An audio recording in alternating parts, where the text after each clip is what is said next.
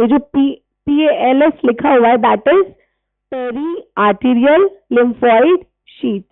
तो शुरू से हमारे पास splenic artery, segmental artery, trabecular artery and then we have central arteriole. अब ये सेंट्रल आर्टीरियोल जो होता है ये क्या करता है, ये एंटर करता है इनटू द रेड पल्प, ठीक है, और डिवाइड हो जाता है स्ट्रेट आर्टरीज में जिनको हम बोलते हैं penicillar arteries. Can you see these? ये जो स्ट्रक्चर दिख रहे हैं these are the penicillar arteries. तो सेंट्रल आर्टीरियल डिवाइड हो गया पेनिसिलर आर्टरीज में। पेनिसिलर आर्टरीज जो होती है वो इनकैप्सुलेटेड होती है, अभी इतना ही याद रखो, ठीक है, और मैक्रोफेजेस से सराउंडेड होती है।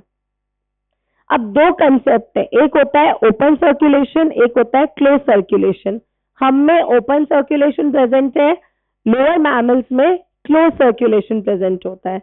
आपकी बुक्स में बहुत जगह लिखा होगा fast circulation, slow and intermediate. तो 90% of the blood is in fast circulation and open circulation, okay. हम में क्लोज सर्कुलेशन प्रेजेंट नहीं है। अगर क्लोज सर्कुलेशन प्रेजेंट है that means there are chances कि पेशेंट का में ल्यूकीमिया डेवलप हो गया है।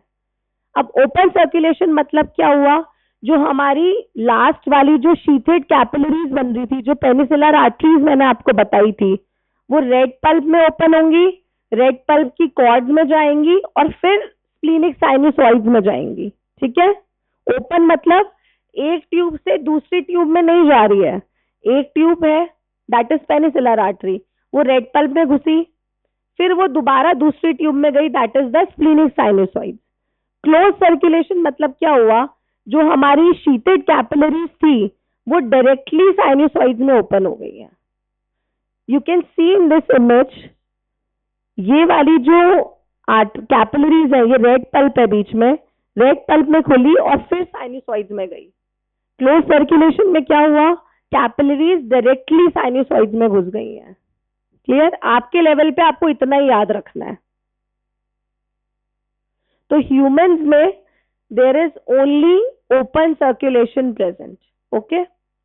अब जो स्प्लीनिक साइनोसॉइड्स होते हैं वो क्या करते हैं, वो वेन्स में डालते हैं ब्लड को, और वेन्स क्या करती है, जो ट्रेबेक्युलर वेन्स हैं वो फाइनली ज्वाइन होके स्प्लीनिक वेन बनाती है। तो ब्लड जो अंदर जा रहा है वो बाहर भी आएगा। जा किससे रहा है, स्प्लीनिक आर्टरी से, बाहर किससे आ रहा है, स्प्लीनिक वेन से।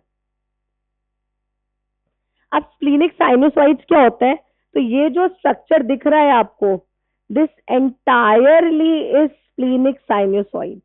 इसमें हमारी पेनिसिलर आर्टरी भी है, मैक्रोफेजेस भी हैं, एंडोथेलियल सेल्स भी हैं जिनको हम स्टाफ सेल्स बोलते हैं। ये आपको हिस्टोलॉजी में बताया होगा, स्टेज सेल्स के बारे में बताया था, कुछ तो बोलो, हाँ ना, याद ही नहीं है, okay. So this is a better picture. इसमें ना डायरेक्शन देखो एरो की, हमने पढ़ा splenic artery, segmental artery, then trabecular artery, arterioles, penicillar artery, ठीक है, वो रेड पल्प में खुल गई, फिर वो कहाँ गई, साइनोसॉइड्स में गई, ये पिंक स्ट्रक्चर में, फिर वो ट्रेबेक्युलर वेन में गई और अल्टीमेटली स्प्लीनिक वेन बन के बाहर निकल गई। क्लियर? तो this diagram is a better diagram. Open circulation में क्या हुआ, कैपिलरीज रेड पल्प में खुली, उसके बाद साइनोसॉइड्स में गई। क्लोज सर्कुलेशन में डायरेक्टली साइनोसॉइड्स में गई। ये आपसे वाइवा में पूछते हैं, what is close circulation, what is open circulation. Okay, एक और चीज है, what is the time, okay we have 5 minutes. Splenic vascular segments, जब भी हम स्प्लीनेक्टमी करते हैं, ठीक है, तो स्प्लीन भी रीजनरेटिंग ऑर्गन है, ठीक है, वो रीजनरेट हो जाएगा अगर आप थोड़ा पार्ट छोड़ दोगे। कभी भी पूरा स्प्लीन बाहर नहीं निकालते, थोड़ा पार्ट पीछे छोड़ देते हैं। तो स्प्लीन को हम सेगमेंट में कैसे डिवाइड करते हैं, जो हमारा लॉन्ग एक्सिस था स्प्लीन का, उसके परपेंडिकुलरली हम एक एक्सिस ड्रॉ करते हैं एट एंगल ऑफ 45 डिग्री, ठीक है, that is an avascular plane. वो उसको सुपीरियर सेगमेंट और इंफीरियर सेगमेंट में डिवाइड कर देता है। ठीक है, ये जो सेगमेंट्स हम कैसे डिवाइड कर रहे हैं, जो स्प्लीनिक आर्टरी होती है वो जैसे ही स्प्लीन में घुसेगी वो एंटीरियर, सुपीरियर और इंफीरियर में डिवाइड हो जाती है, बट वो आपस में कभी भी एनास्टेमोसिस नहीं करेगी। तो सुपीरियर वाली जाएगी सुपीरियर सेगमेंट में, इंफीरियर वाली जाएगी इंफीरियर सेगमेंट में। तो जब हमें स्प्लीन का रिसेक्शन करना है तो हम उसका सेगमेंटल रिसेक्शन करते हैं, जस्ट लाइक लिवर। ओके, तो इसमें हम या तो सुपीरियर सेगमेंट हटा देंगे या इंफीरियर सेगमेंट हटा देंगे। मोस्ट लाइकली हम सुपीरियर सेगमेंट हटाते हैं क्योंकि इंफीरियरली प्रेजेंट होती है हमारी आइलेट्स ऑफ वो टेल ऑफ पैनक्रियाज। ठीक है, histology you have been already taught, just look at the diagram. There is दो चीजें होती है, white pulp and red pulp. और क्लासिकल एग्जाम्पल इसमें कैप्सूल प्रेजेंट होता है, बाकी लिम्फोइड ऑर्गन्स में भी आपको डिफरेंसेस बताए गए होंगे। कैप्सूल इसमें ट्रैबेक्यूली देता है जो कि इसको पल्प्स में डिवाइड कर देता है। और हमेशा ये याद रखो, जो मैं साइन्यूसॉइड्स की बात कर रही हूँ वो किसमें प्रेजेंट होता है, रेड पल्प में। ओके, मैंने आपको बताया था कि स्प्लीन कैसे डेवलप होता है। It develops in the dorsal mesogastrium between the stomach and the kidney. कब डेवलप होता है, 5th week of intrauterine life में कुछ मीजनकाइमल सेल्स आते हैं, एग्रीगेट होते हैं, कंडेंस होते हैं और एक मास बना लेते हैं जिसको हम बोलते हैं स्प्लेनिक्यूली। स्प्लीन नहीं बनता, स्प्लेनिक्यूली।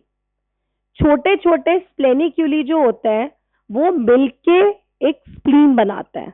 ओके, तो जो हमें एंटीरियर में लॉब्यूलेटेड अपीयरेंस दिख रही थी, जो नॉच्ड बॉर्डर दिख रहा था, that is due to the presence of spleniculi. आप सोचो 5-6 छोटी बॉल्स हैं, वो मिलके एक बड़ी बॉल बना रही हैं। तो एक तरफ तो उन्होंने स्मूथ बना लिया पोस्टीरियरली, एंटीरियरली क्या हुआ, जहां जहां पे वो मिली वहां पे डिप्रेशन बन गए या नॉचेस बन गई। तो that the notched pattern is due to the presence of spleniculi in the intrauterine life. Okay, अब it acts as a haemopoietic organ in the fetal life और बर्थ तक ये आरबीसीज बना रहा है, उसके बाद ये लिम्फॉइड ऑर्गन हो जाता है। You can see in this image, this is the stomach, ये हमारा वेंट्रल मीजोगैस्ट्रियम हो गया, ये हमारा डॉर्सल मीजोगैस्ट्रियम हो गया, पीछे की तरफ किडनी डेवलप हो रही है, ये पिंक स्ट्रक्चर है स्प्लीन, तो ये हमारा गैस्ट्रोस्प्लीनिक लिगामेंट हो गया और ये पीछे हमारा लीनो रीनल लिगामेंट हो गया। तो मैंने आपको बताया डॉर्सल मीजोगैस्ट्रियम में छोटे छोटे स्प्लीनिक्यूली बने, उनका फ्यूजन हुआ और एक स्प्लीन बन गया जिसमें स्प्लीनिक नॉचेस प्रेजेंट है। ओके, अब कई बार क्या होता है, जो ये स्प्लेनिक्यूली होते हैं, हो सकता है अगर 8 बॉल्स है तो उसमें 5 ही फ्यूज हो और 3 रह जाए, तो that is known as accessory spleen. कई बार आपको मिलेगा इन सर्टेन केसेस जब आप सीटी एमआरआई करवाते हैं कि एक अलग जगह से टी सेल्स और बी सेल्स प्रोड्यूस हो रहा है, that is accessory spleen. Most common site of presence of accessory spleen is the tail of pancreas. ये क्वेश्चन वाइवा में पूछते हैं, most common site of accessory spleen is tail of pancreas. और कहाँ कहाँ हो सकते हैं, हाइलम में हो सकता है, गैस्ट्रोस्प्लीनिक लिगामेंट में, लीनो रीनल लिगामेंट में, देन स्प्लीनिक आर्टरी के अलॉन्ग हो सकता है, स्पर्मेटिक कॉर्ड के अलॉन्ग हो सकता है। ठीक है, लॉब्यूलेटेड स्प्लीन मतलब फ्यूजन तो हुआ बट इनकम्प्लीट हुआ, तो जो 2-3 नॉचेस दिख रही थी उसकी जगह आपको मल्टीपल नॉचेस दिख रही हैं, दैट इज लॉब्यूलेटेड स्प्लीन। अब कई बार हम क्या करते हैं, मान लो हमें स्प्लेनिक वेन, कई केसेस में जब आप पोर्टल वेन पढ़ोगे तो पोर्टल वेन का प्रेशर रिकॉर्ड करते हैं, क्योंकि कई जगह जब ब्लीडिंग हो रही है तो हमें पता करना होता है कि पोर्टल वेन प्रेशर तो इंक्रीज नहीं हो गया, is there any kind of portal hypertension. आपने सुना है पोर्टल हाइपरटेंशन? अगर आप पोर्टल वेन नहीं एक्सेस कर पा रहे हो तो आप स्प्लीनिक वेन का भी प्रेशर रिकॉर्ड कर सकते हो, दैट इज स्प्लेनिक वेनोग्राफी। तो उन केसेस में हम लंबर पंचर नीडल से इंट्रास्प्लिनिक प्रेशर या स्प्लिनिक वेन का प्रेशर मेजर करते हैं। स्प्लिनिक पंचर कहाँ से करोगे? अलोंग द 9th और 10th इंटरकॉस्टल स्पेस। पेशेंट को बोलोगे सांस रोक के रखे ताकि स्प्लिनिक टिश्यू को डैमेज ना हो। अब अगर स्प्लिनिक इंफाक्शन हुआ, सिंस मैंने आपको बताया जो ब्रांचेस स्प्लीन को सप्लाई कर रही हैं वो एंड आर्टरीज है, if there is occlusion of them so there is higher chances कि it will lead to splenic infarction. Now very important is Kehr's sign. ये आपसे पूछते हैं केहर्स साइन क्या होता है। सपोज करो किसी को पेरोटिनाइटिस हो गया है, ठीक है, बहुत सारा फ्लूइड पेरिटोनियल कैविटी में भर गया, इकट्ठा हो गया। उसने क्या किया? उसने डायफ्राम को इरिटेट किया, ठीक है। डायफ्राम की सप्लाई क्या होती है? Phrenic nerve. What is the root value? C3 C5, ठीक है। टिप ऑफ शोल्डर को कौन सप्लाई करता है? Supraclavicular nerve. उनकी रूट वैल्यू क्या होती है? C3 C4। तो Kehr's sign in case of splenic rupture of spleen, splenic rupture हुआ, उसने पीछे डायफ्राम है, उसने डायफ्राम को इरिटेट किया, ठीक है।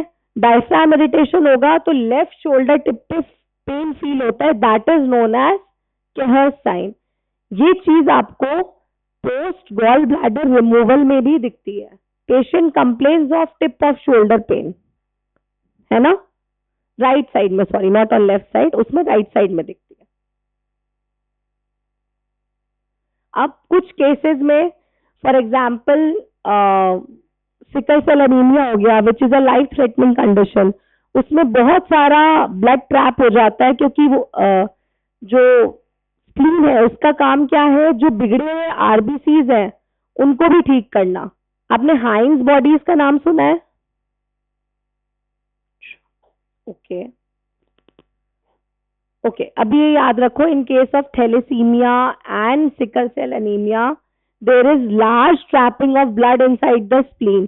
अब अगर स्प्लीन के अंदर बहुत सारा ब्लड इकट्ठा हो गया तो बॉडी किस में चली जाएगी? हाइपोवॉल्यूमिक शॉक में, क्योंकि हमारी बॉडी में ब्लड कम हो गया है, ठीक है। तो इन केसेस में ये लाइफ थ्रेटनिंग कंडीशंस होती हैं।